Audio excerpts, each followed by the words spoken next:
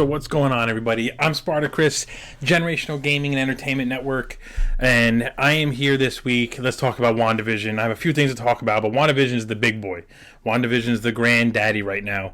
I feel like Wandavision came out of the gate flying. It's given us plenty to talk about, and we have a lot of theories. First, let's talk about the episode. So I felt personally, I don't know if anyone else felt this way. Actually, wait. I'm sorry. Before I get into WandaVision, I need to give a special shout out to my man One Shot. I screwed up his name in my last episode, and I apologize. I'm on my hands and knees. I apologize. Now you get the shout out this week, the special shout out. Anyway, so let's get into WandaVision. I like to take the entire weekend to think about the show. I do some research, I read some theories and reviews, and I try to come up with my own little thoughts, my own little theories. And I'm just going to kind of go over everything. So first I want to talk about the quality of the episode. So they've all been good. Every episode has been phenomenal. Naturally, I felt like this episode was a little bit slower when you compare it to the previous episode. So much happened. This episode felt like it was kind of just treading water a little bit up until the very end. We did get some little breadcrumbs, some further things to make us kind of feel, giddy inside as the show went on. Evan Peters as Quicksilver absolutely killed it. Left us with a lot more questions. I know it's been confirmed that he's the same Quicksilver from the X-Men universe. But what we don't know is did he come here on purpose? Was he brought here from somewhere? Was he brought here by Wanda? If he was brought here, was he brought here by someone else? Everyone seems to think Mephisto. I know a lot of people think he is Mephisto. I'll get into my little theories later on, but I don't know if I agree with that. I did think the intro was amazing. Very Malcolm in the Middle with the kids talking to the camera. Very 90s. I don't even remember when Malcolm in the Middle came out. 99, let's say. So late 90s.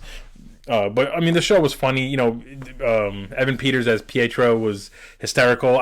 Now, if you pay attention, he calls himself Uncle Peter, not Pietro, which it could be a hint that he is here on purpose and maybe came from the X-Men universe, because in that universe he was Peter, he wasn't Pietro.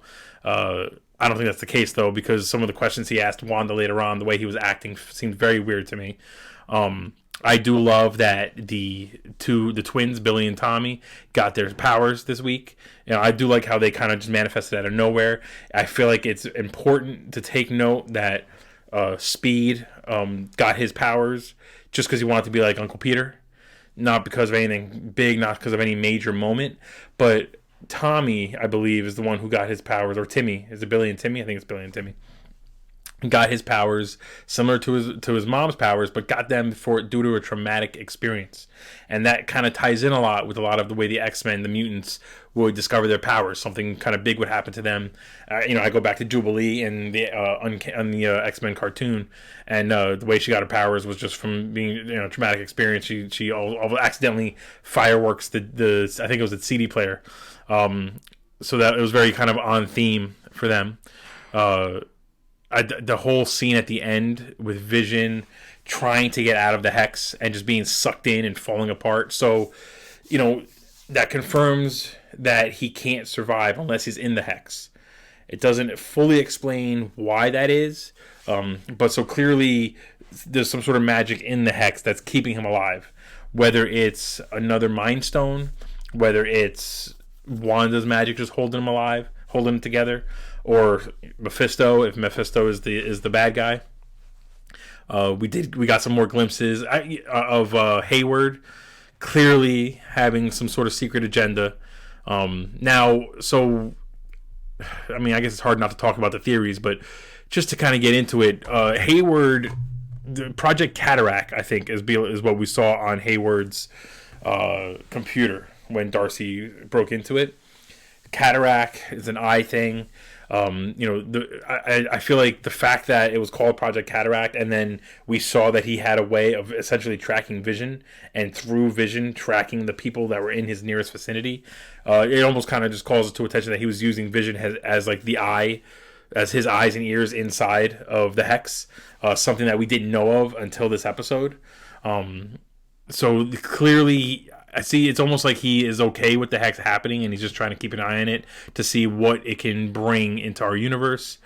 unless it's unless he's Mephisto or Mephisto's controlling him and using him as a way of keeping tabs on everything going on, specifically Wanda, because he needs Wanda to do certain things. Now, I used to think that the goal, similar to the comics, was to get Wanda to create children or to create life in general.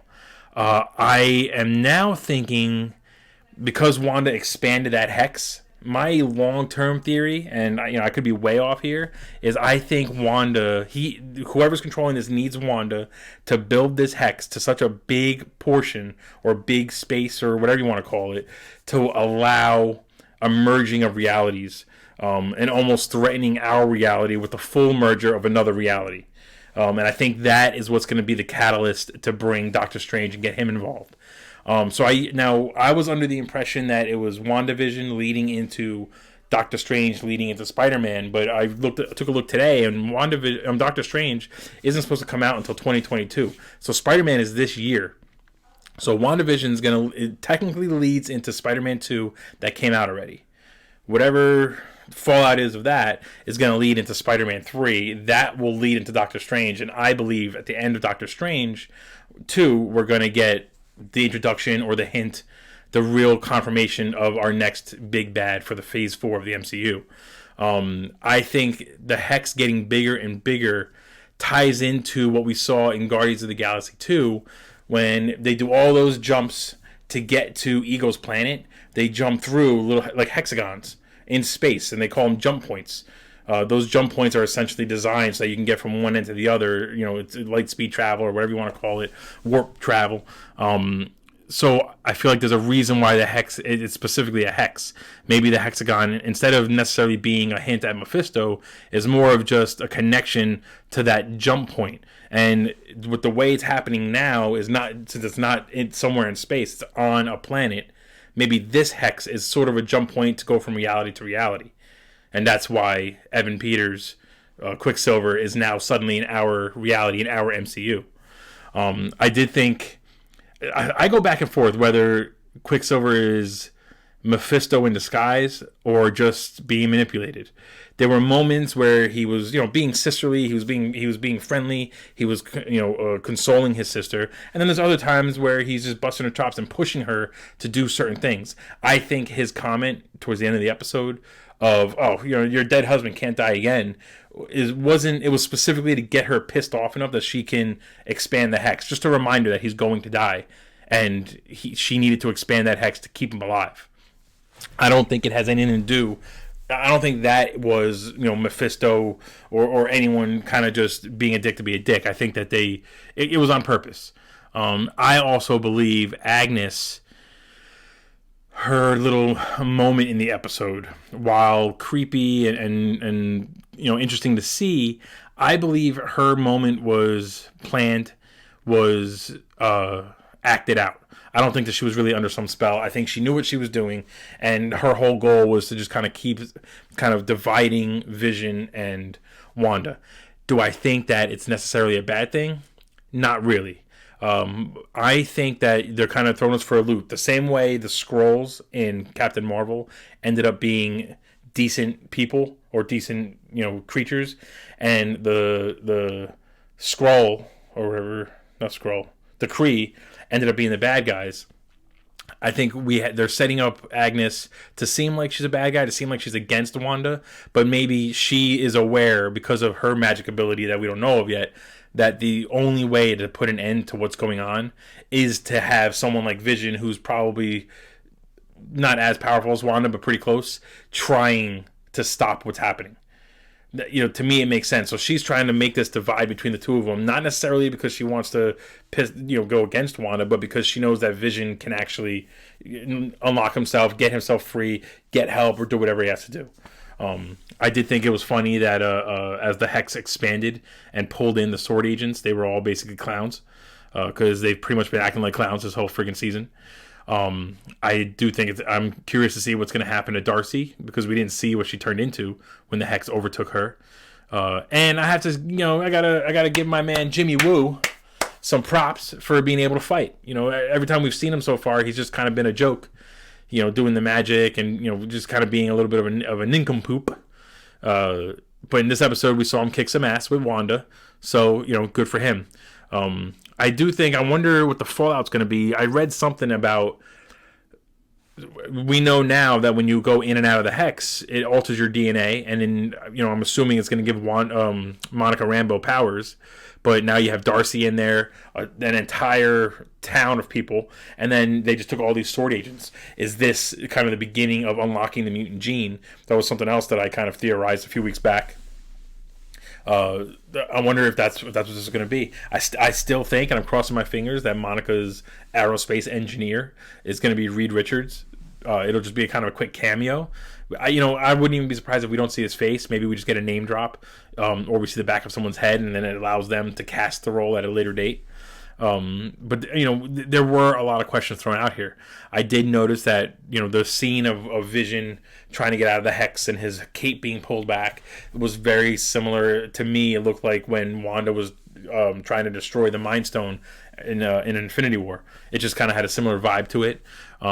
And it's telling that even while he's being pulled apart into pieces and just realizing he can't escape, instead of trying to get help for himself, he's just trying to get help for everyone else. Which kind of shows you that he really did deserve to be able to wield Mjolnir. So we have. So it was a great setup episode. It was a decent follow-up episode. I like, it was funny the way that Speed. I think Billy was using the speed powers to kind of just play pranks. Same thing with Uncle Peter. It was telling that Uncle Peter or Quicksilver specifically used the words "unleash hell," demon spawn. Either Marvel is just trolling us and putting those little phrases and comments in there because they think they're being funny.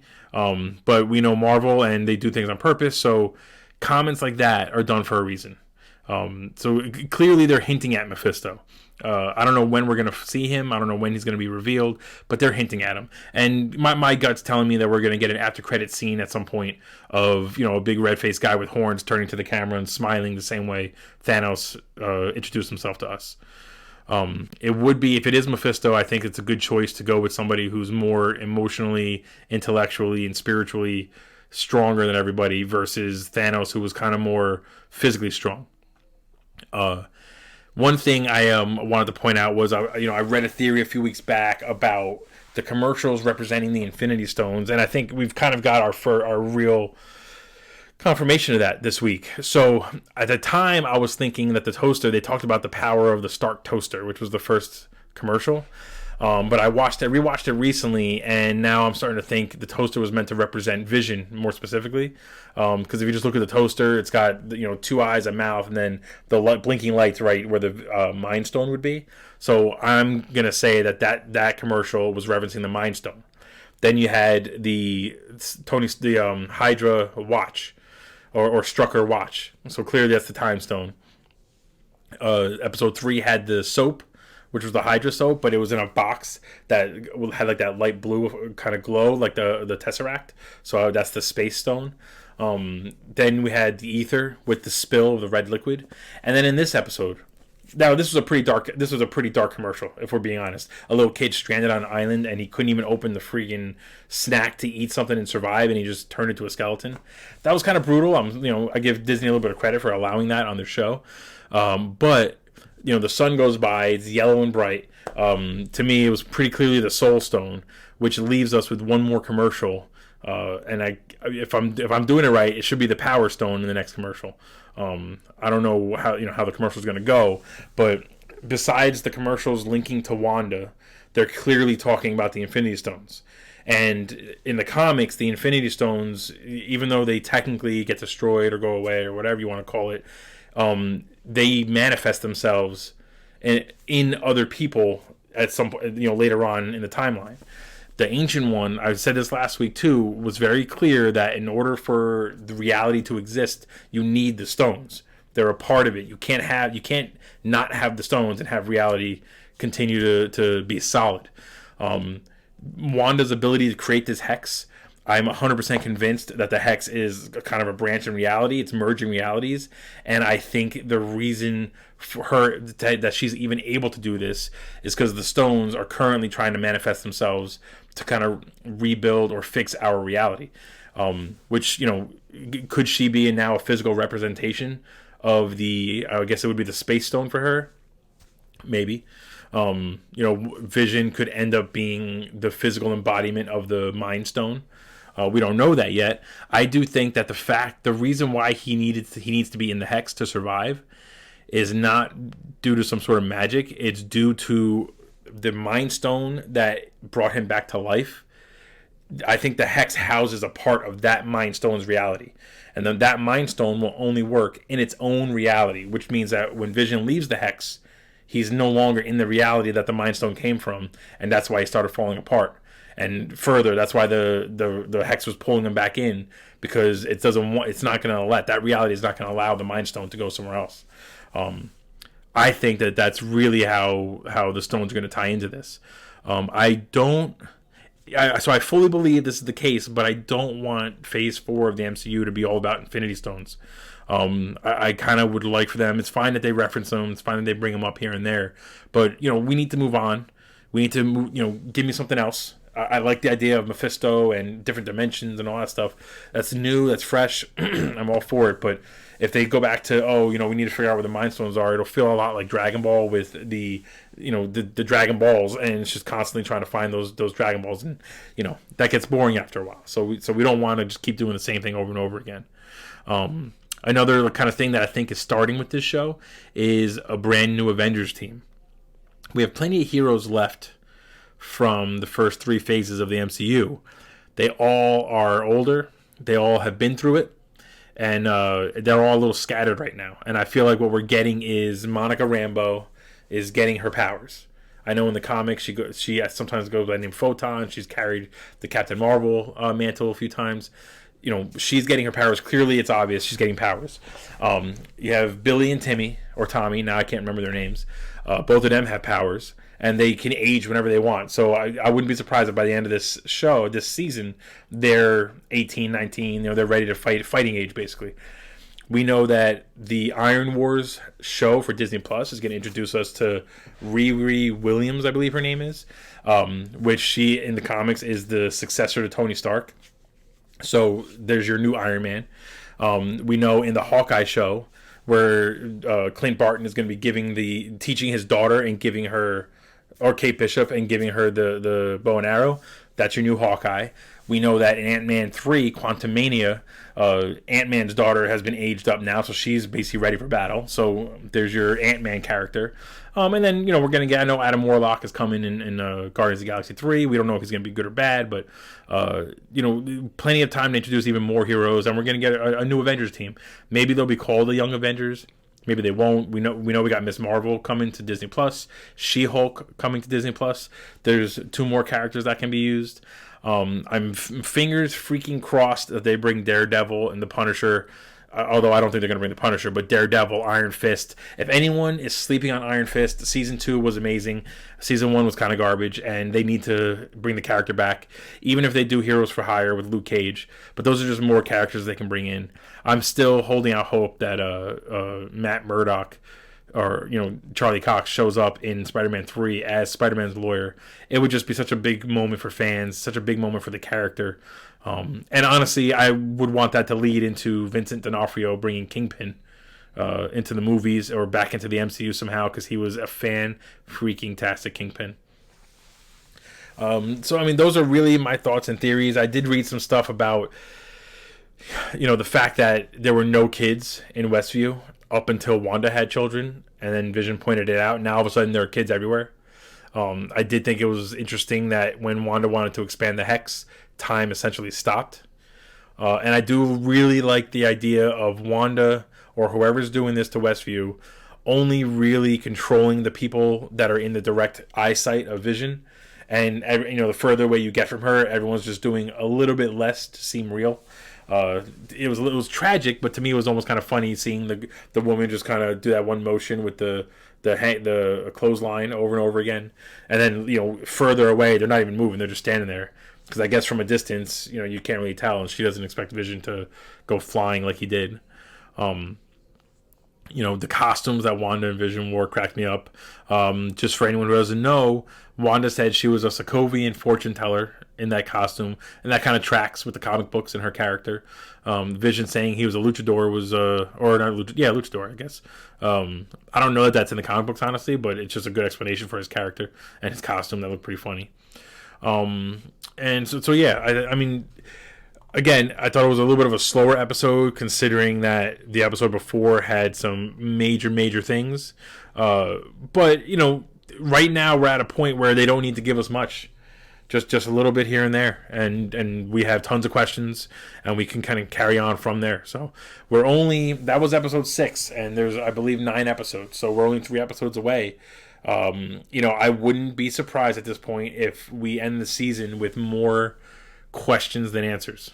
It just doesn't seem like they're setting up too much to successfully answer them this season. But the good news is that once WandaVision ends, we only have another week or two, and then Falcon and the Winter Soldier starts. I am excited. If you didn't see the trailer, I will leave the link when I post the recap of this video. But I mean, I'm a big fan of Winter Soldier. I like Falcon. He's not. I think I like Winter Soldier better. But I am a huge fan of Zemo, and I love that they're bringing him back. I did read somewhere that since he's wearing the classic mask, the purple mask with kind of the seams going down, that it's almost going to be his way of taunting the remaining heroes that they lost to Thanos because of Thanos' chin, which honestly, that should be true because that is amazing and a great way to explain the mask, because otherwise the mask looks pretty silly, if you ask me. Sharon Carter's back, and the actress, I can't remember her name now, who played Sharon Carter, she did say that while the show won't be as mysterious as WandaVision, it will tie in to WandaVision. So we're going to get a continuation of the story. I would think it's going to be more like little breadcrumbs. I feel like that show is going to be more of like an espionage action kind of show. I wouldn't be surprised if that show ties into Black Widow, because Black Widow should be coming out in theaters right in the middle of Falcon and Winter Soldier. So we're going straight into another Marvel property, which I'm all excited for. Speaking of new Marvel shows, Disney just announced an Avengers Assemble kind of behind the scenes documentary, and I think it's coming out soon on Disney Plus, and that is actually going to go into detail about the behind the scenes of WandaVision. So if you're someone like me who you like to see kind of the writer's room, you like to see the special effects, kind of all the work that goes into these kind of things, that's going to be something worth watching, and they're going to do that for basically every show that they have coming out in the MCU on Disney Plus. So that's a big announcement. Right now, speaking of Black Widow, just for anyone who doesn't know, it's still set to come out in theaters. I still feel like it's going to come out streaming. I don't know people who are ready to go to a theater. If you rent the theater out, I think it's fine. I just don't think that, from the people I talk to, I don't think there's a lot of people going to theaters. So, they need to make their money back. And I think the smart thing to do would be to release in theaters if they need to for a little while, a month or two, and then quickly get it out to Disney Plus. You're going to get more subscribers that way. You're going to get a lot of people watching it. You're probably going to crash Disney when Black Widow comes out, because really she's long overdue for her own solo movie. So that's a huge thing. Kind of moving on from Marvel, let's talk about Justice League a little bit. So the Snyder Cut came out.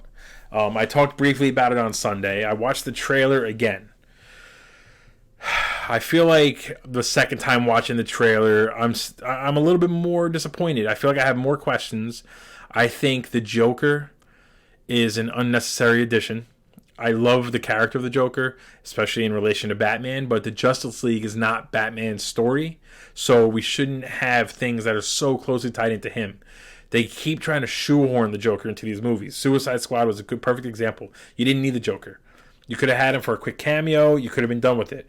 I believe the Joker is going to be more of a cameo in this movie, or a flashback from what I'm understanding. But, it almost feels like it's Zack Snyder just saying, look, I put all these things that fans wanted. I wanted them all in the original movie. Joss Whedon took them all out. So, fuck him. I'm going to put them all back in this movie. I understand that mentality, but I can already tell it's going to be too much. There were a few scenes that were clearly from the theatrical release, so it's good to know that they're not changing everything, because I did enjoy the theatrical release. But throwing Joker in there is just, it's fan service for the sake of fan service, and you didn't earn it yet. The problem with the issue is Marvel can get away with things like Cap holding the hammer because they built to it. They let it get there organically. DC still, after all these years, are trying to catch up. They're trying to do all these things just to get just to be like, look, we're just like Marvel, and you can get there. But why are you rushing? Take your time. Believe me, I want nothing more than the DCEU to hit the same heights that the MCU has. DC can have some major moments, like the death of Superman, like Doomsday, like the Justice League. They can have some great crossovers, like Flash and Cyborg. You can get Green Arrow in there. Blue Beetle even could be in there. I thought that Aquaman did a great job with Black Mantis, but just take your time. Build out these characters, build out the worlds. I just don't understand why there's nobody at DC that is kind of saying, guys, just slow down for a second, just relax. We have decades of history in the comic books. Let's find a time period that is not the new 52, and let's kind of start building that out. Even if they want to be campy, people love the Adam West Batman stuff. Be campy, be silly if you want. DC has always been great with the animated movies, and they're basically a shared universe. So honestly, I'd say if you're looking for a shared universe in the DC world, go watch the animated stuff. HBO Max has almost every single animated movie I could find. Thanks, Zombie. Yeah, so I just feel like DC, while the trailer looks cool, I like seeing Batman in the black suit. I liked the little shot of Darkseid. I can't get past the fact that the special effects, even in the trailer, just don't look that great. I mean, Thanos was an anomaly, right? The special effects on him, it looked like it was somebody in a suit. You really believed there was this 9-foot-tall guy with a big purple grimace chin, and it just looked like you could see somebody acting. But, the Hulk back in the Avengers Assemble, however many years ago that was, looked fantastic. Surtur, or however you say his name, from Thor Ragnarok, looked fantastic. A lot of the special effects, there's been hit and miss. The final Black Panther fight between Black Panther and Killmonger was a little iffy, but for the majority, 90% of the special effects shots, the CG characters, Korg is another example. The Fenrir from Thor Ragnarok is another good example. The Dark Elves from Thor Dark World, which is considered the worst friggin' Marvel movie, is a good example. They all look great. You got millions of dollars for these movies, and we can't make Darkseid not look like a cartoon. We can't make Doomsday not look like a cartoon. It blows my mind. Aquaman looked fantastic, and I guess you can get away with a little bit of the cartoony look because of where the movie took place. But this is the Justice League. I mean, this is a big thing, and honestly, the Zack Snyder Cut could fix the DCEU and kind of get it back on track and just kind of go from there. You can go from the Snyder Cut Justice League into Flashpoint, reset the timelines or the realities or whatever they want to call it, and then start fresh. And you could build out all the characters. You have the Robert Pattinson Batman movie. You have a Cyborg movie. Give Ray Fisher his freaking movie. I mean, I guess it won't happen now, but it's just very frustrating. What is wrong with DC? Speaking of DC, actually, this is a good segue. I read some pretty interesting news today that DC Comics is looking to sell. They are interested in buyers. Not that the DC Comics will go away, but I guess they're hurting for money and they need to sell some rights to comic books. I don't know how true it all is, but I did read that Marvel, of all people, is interested in buying.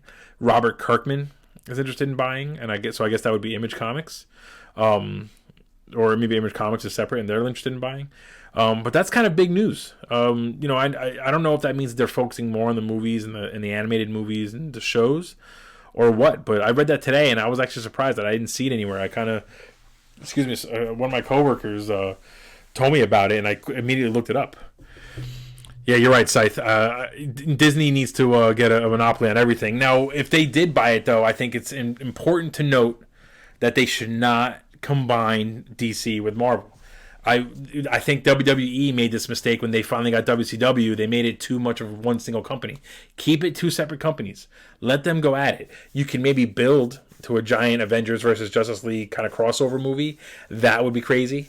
Or you could do in a What If series like they're coming out on Disney Plus with some crossovers.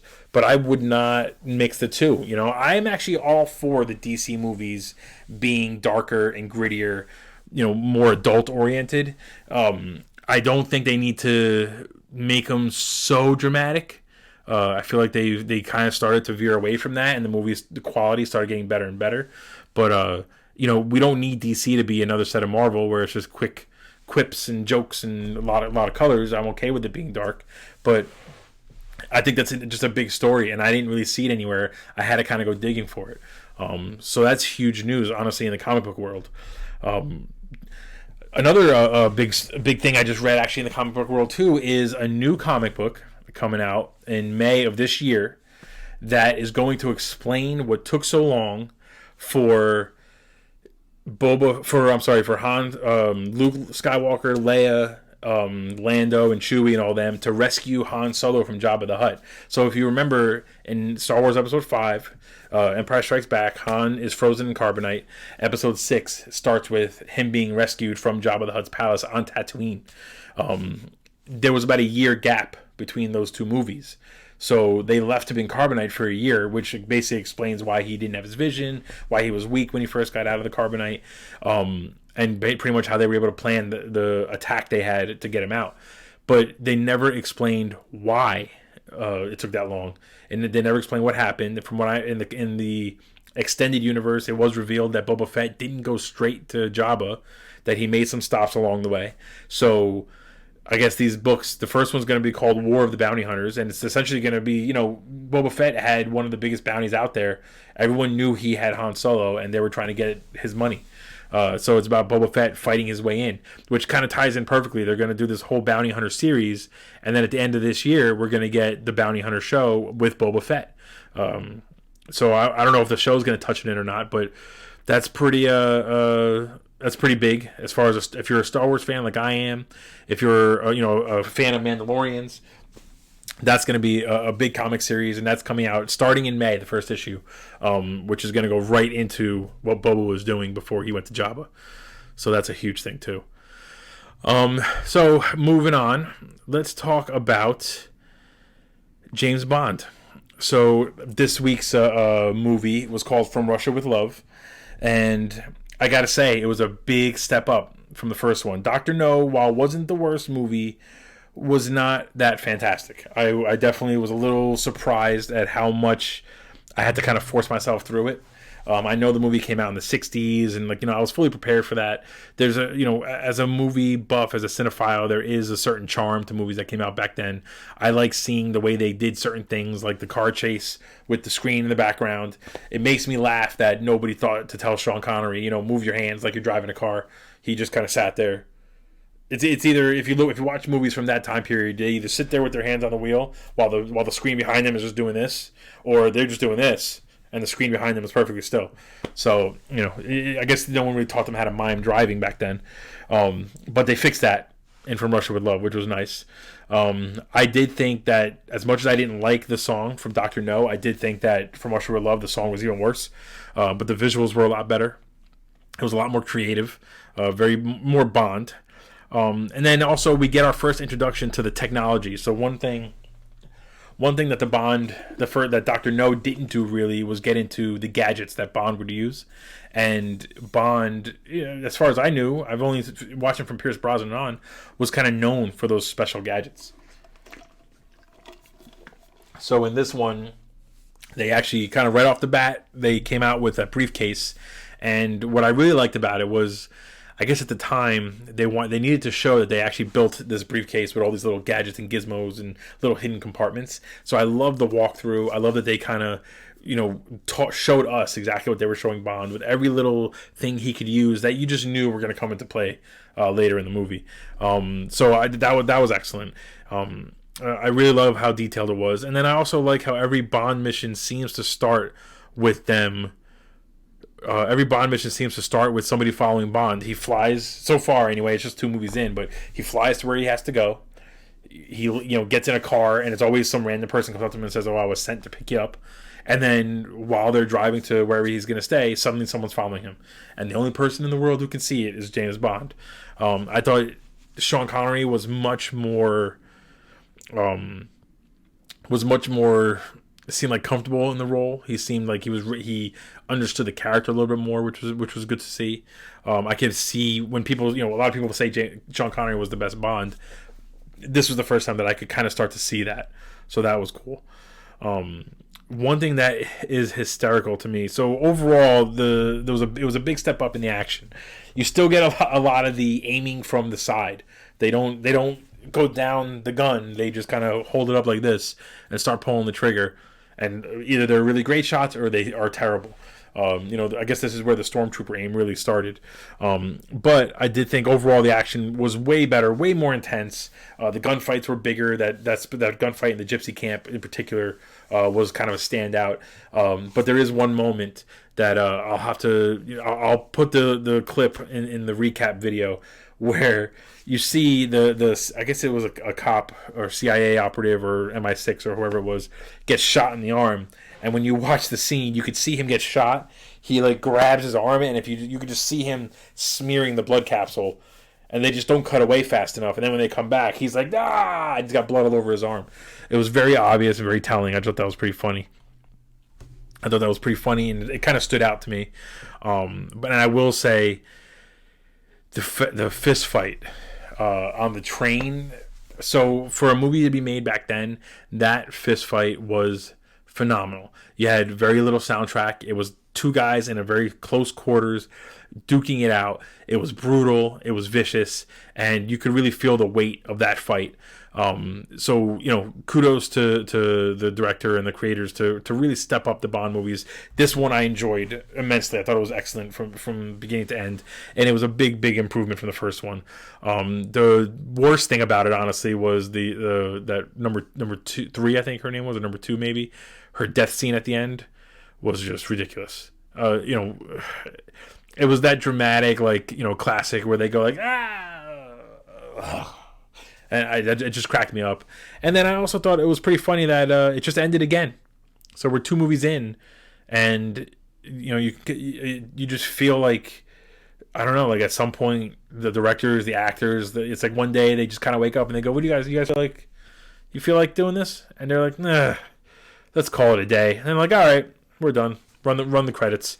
So, we'll be moving on. The next movie, I believe, is Goldfinger, so I'll be talking about that next Tuesday. Let's see, what else? The last thing I really wanted to talk about was the cinema suite of the week that my wife made for us today, or this weekend.